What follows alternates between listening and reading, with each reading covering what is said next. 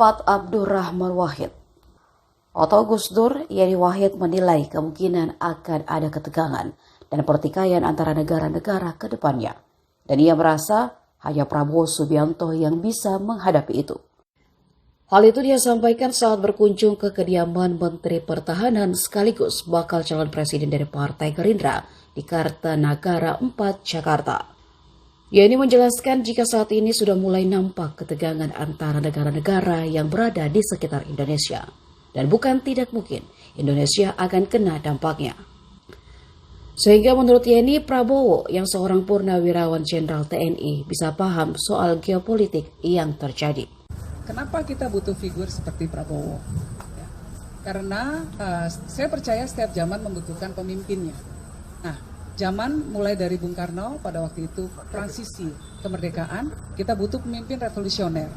Lalu Pak Harto, kita butuh pemimpin yang membangun pasca kemerdekaan.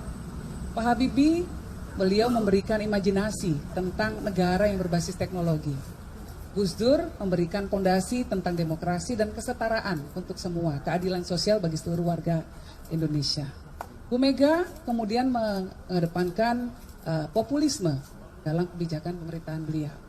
Nah, Pak SBY kembali memberikan stabilitas ekonomi, stabilitas politik, dan memberikan contoh bagaimana Jenderal TNI bisa ikut dalam kontestasi demokrasi. Kemudian Pak Jokowi ini memulai take off untuk industrialisasi. Nah, pemimpin ke depannya harus meneruskan program-program dari pemimpin-pemimpin sebelumnya. Salah satu tantangan yang dihadapi oleh bangsa kita ke depan dalam kerangka geopolitik, dinamika geopolitik yang sedang berkembang saat ini adalah bahwa ada ketegangan-ketegangan di wilayah kita. Letak Indonesia ya yang dekat dengan negara-negara yang punya potensi pertikaian tinggi. Contohnya akan ada ketegangan-ketegangan ke depan ini menurut saya Pak Prabowo tidak bisa dihindari. Mungkin saja ada potensi ketegangan misalnya terjadi di Taiwan Strait. Ya.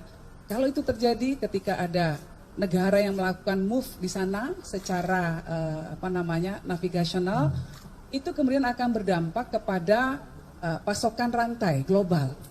Nah, pasti dampaknya ke kita karena letak geografis kita di tengah-tengah negara yang tergabung dalam anggota Quad. India, Jepang, Australia, Amerika. Nah, pemimpin yang akan memimpin Indonesia ke depan harus mengerti dinamika geopolitik. Orang yang harus punya kemampuan strategic thinking.